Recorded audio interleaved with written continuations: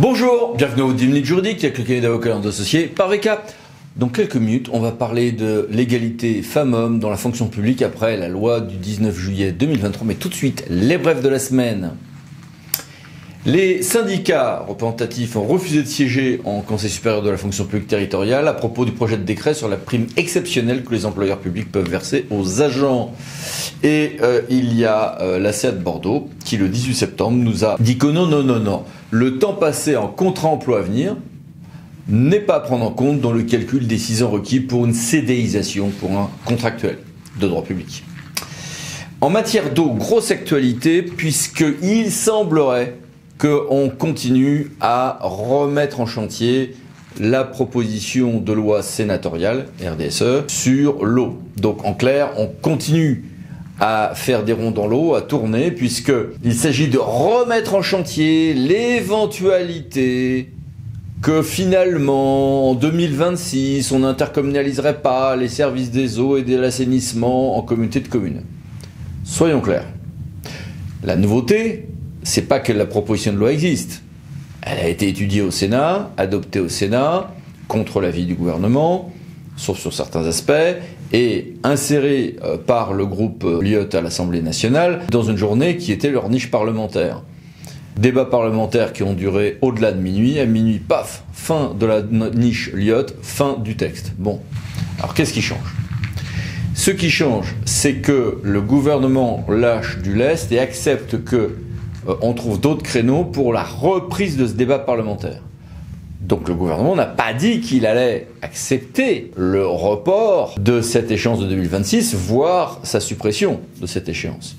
La position officielle du gouvernement, c'est « Ok, on va reprendre ce texte et accepter de donner des souplesses sur les autres sujets qui, eux, sont consensuels. Convention avec les départements, syndicats même postérieurs à 2019 entre communautés, conditions et assouplissement des conditions de mutualisation de conventions avec les communes ou les syndicats. Très bien. Mais ce que l'on sait aussi, c'est que le gouvernement a besoin du Sénat sur un certain nombre de textes. Donc cette échéance de 2026, probablement pas avec un report, probablement avec quelques exceptions nouvelles en zone de montagne ou des choses comme ça, pourrait être de nouveau des arguments de souplesse dans les discussions vis-à-vis du Sénat en échange d'autres soutiens sur d'autres textes. À suivre donc, d'ici là, on continue à faire des ronds dans l'eau puisque, mine de rien quand même, ça fait un nombre de textes incroyable que l'on accumule pour aménager cette intercommunalisation de l'eau. Et un guide très bien fait par le ministère de la Transition écologique et de la cohésion des territoires a été fait sur les fameux PTGE, donc les projets de territoire pour la gestion de l'eau, confèrent aussi les ordonnances et décrets récents du printemps dernier sur ce point, on en avait parlé ensemble. Autre grande nouvelle, mais cette fois-ci jurisprudentielle, le Conseil d'État le 18 septembre nous a dit si c'est bon. On peut bien, dans le calcul de la TOM, vous savez que la TOM ne peut pas être manifestement excédentaire, donc l'excédent ne peut pas être manifestement excessif, plus précisément, et il y a eu plein de jurisprudence, on en a souvent parlé, voir mes vidéos, mes articles là-dessus, etc. Mais il restait un sujet tendu, quelques sujets tendus, dont un qui est: est-ce que je peux prendre les poubelles de rue ou autres dépenses de propreté urbaine dans ce calcul de la TOM ? En tout cas, pour les poubelles de rue et tout ce qui est déchets sur la rue, la réponse est oui. Il y a quelques débats sur les détails néanmoins. Conseil d'État 18 septembre. Et puis, sinon, un gros volet aussi sur la sécurité, avec une adaptation aux nouveaux modes de communication des règlements de sécurité dans les ERP. Il était un peu temps, puisque les anciens systèmes ne prenaient pas en compte le démantèlement du réseau cuivre, les mobiles, etc.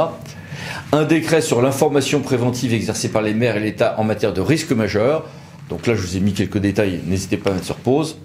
Et puis, cela fait maintenant 20 ans que l'on a la loi qui avait été adoptée à la suite de l'accident d'AZF à Toulouse. Et les communes et les intercommunalités concernées, réunies dans une association qui s'appelle Amaris, ont fait un point sur les plans de prévention des risques technologiques, avec un petit satisfecit et pas mal de critiques, mais aussi beaucoup de propositions. Voici ici les références.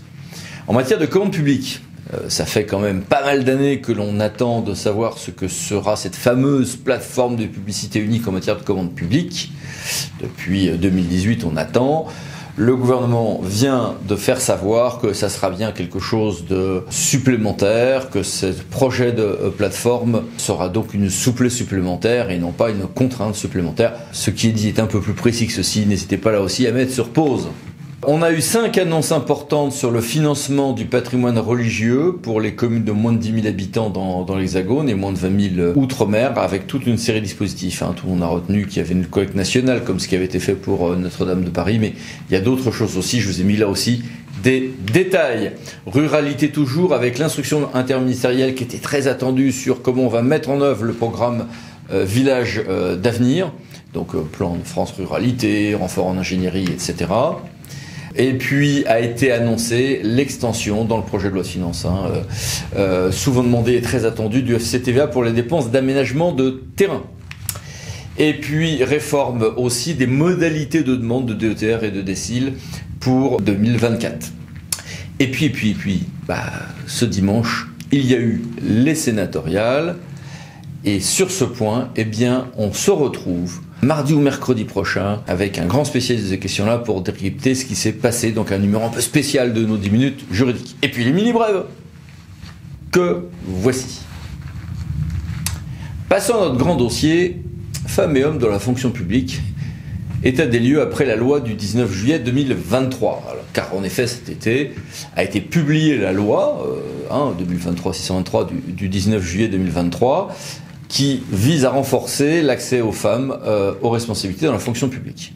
Ceci complète un dispositif législatif et réglementaire qui commence à avoir sa petite part de complexité et qui aboutit à des résultats qui sont encore à parfaire sur le terrain. Profitons de la sortie de ce texte pour analyser cette loi, mais aussi l'état du droit en ce domaine. Et pour ça, j'ai demandé à Guillaume Glénard, mon associé, et à Laurent Kranz, pré-associé chez nous, de nous aider, de nous éclairer. Bonjour à tous les deux. Bonjour. Bonjour. Bien, première question, quelles sont les sources juridiques applicables en la matière ?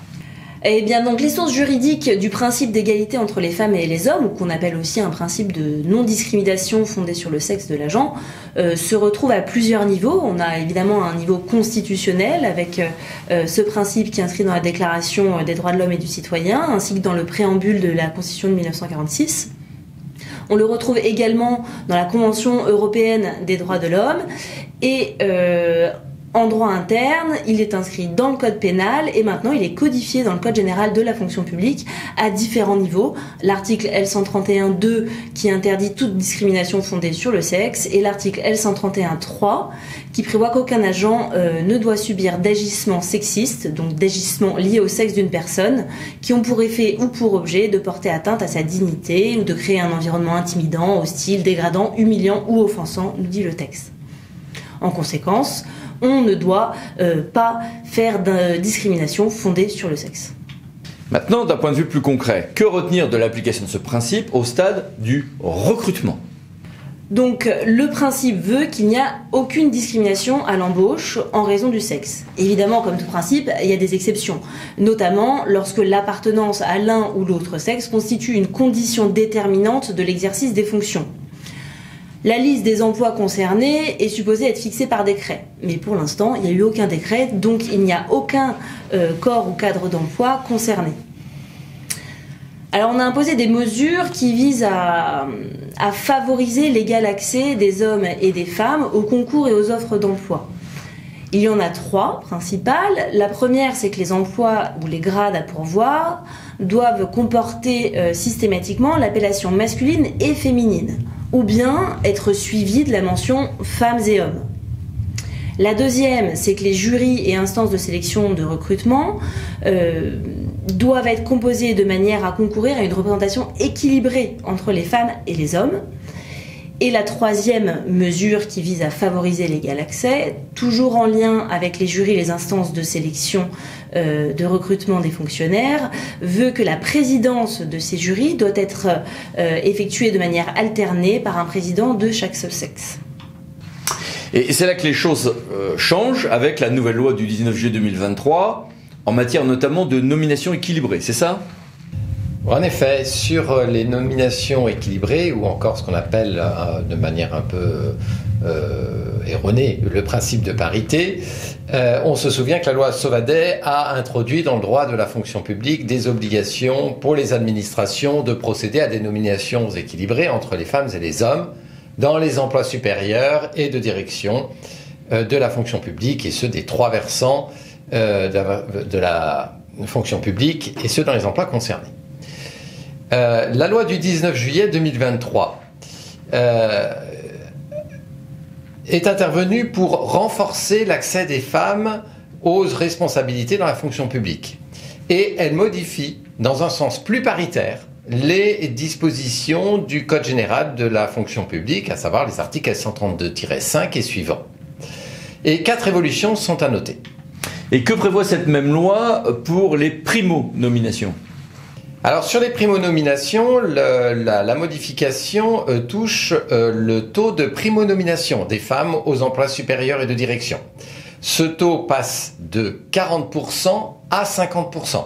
C'est donc une parfaite parité qui est désormais exigée à compter du 1er janvier 2026 et dans la fonction publique à compter du prochain renouvellement des organes délibérants.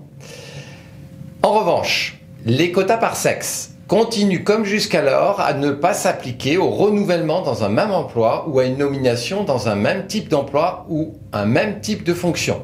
Cela veut dire que si on regarde le taux d'occupation des femmes et des hommes par emploi, on n'a pas forcément une parité.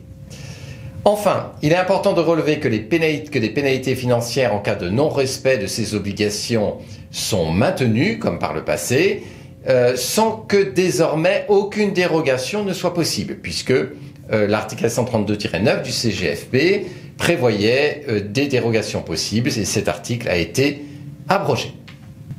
Et que prévoit-elle pour ce qui concerne les emplois supérieurs ou de direction ? Alors, à compter du 1er janvier 2027, le taux de personnes de même sexe parmi les personnes occupées en emploi supérieur ou de direction ne pourra être inférieur à 40%. En cas de non-respect de ces obligations, des sanctions sont prévues. L'employeur indélicat disposera d'un délai de 3 ans pour se mettre en conformité, tout en publiant tous les ans, dans ce délai de 3 ans, tous les ans, les mesures de correction mises en œuvre. À l'expiration de ce délai de 3 ans, si les résultats obtenus ne sont pas satisfaisants, c'est-à-dire si les taux sont toujours inférieurs à celui fixé par le Code général de la fonction publique, l'employeur se verra appliquer une pénalité financière dont le montant ne peut excéder 1% de la rémunération brute annuelle globale de l'ensemble des personnels, ce qui en pourcentage semble faible, mais rapporté à un volume important, cela peut conduire à des montants assez importants. Ce montant est fixé en tenant compte de 3 éléments. De la situation initiale de la collectivité, s'agissant de la représentation des femmes et des hommes dans l'administration concernée, des efforts constatés en la matière, c'est-à-dire durant les 3 ans, est-ce que l'administration a fait des efforts, et enfin, le 3e élément, ce sont les motifs du non-respect du taux fixé. En fonction de ces 3 éléments, eh bien, le montant de la pénalité pourra être déterminé. Et toutes les personnes morales de droit public sont-elles concernées ? Toutes les administrations sont concernées, il n'y a pas d'exclusive sur ce point. Et qui fixe ces pénalités ? C'est l'État, et plus particulièrement pour les collectivités locales, ce sont les préfectures qui fixent les pénalités, bien évidemment. La collectivité qui se voit infliger une sanction peut contester celle-ci devant le tribunal administratif. Reste aussi la question des écarts de rémunération. En effet, c'est le 3e point de cette loi de 2023. Afin de lutter contre les écarts de rémunération entre les femmes et les hommes, le nouvel article 132-9-3 du Code général de la fonction publique dispose que lorsque les employeurs publics gèrent au moins 50 agents, ils doivent publier chaque année sur leur site internet les indicateurs relatifs aux écarts de rémunération entre les femmes et les hommes, ainsi que les actions qui sont mises en œuvre pour les supprimer. Ces indicateurs sont par la suite rendus publics sur le site internet du ministère chargé de la fonction publique, ce qui signifie que tout à chacun pourra consulter les 10 indicateurs. En outre, ces indicateurs sont présentés chaque année à l'Assemblée délibérante des collectivités territoriales et des établissements publics concernés. En cas de non-respect de cette obligation, là encore, une contribution est due. Ces dispositions s'appliquent dans la fonction publique de l'État au plus tard le 31 décembre 2023 et pour la fonction publique territoriale et la fonction publique hospitalière au plus tard le 30 septembre 2024.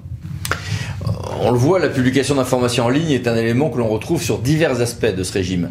Est-ce que la loi du 19 juillet 2023 l'impose dans d'autres aspects? Qu'en est-il? C'est cela. Désormais s'applique aux collectivités et établissements publics de coopération intercommunale de 40 000 habitants et non plus de 80 000 comme jusqu'alors, l'obligation de publier chaque année sur leur site internet la somme des 10 rémunérations les plus élevées des agents relevant de leur périmètre, et ce en précisant le nombre de femmes et d'hommes figurant parmi ces 10 rémunérations les plus élevées. Très bien, merci beaucoup à tous les deux. Merci, au revoir. Merci, au revoir. Et merci à vous. À bientôt pour une nouvelle vidéo, les 10 minutes juridiques, parlant d'associés pour VK. Pour ça, vous abonner. Merci, au revoir.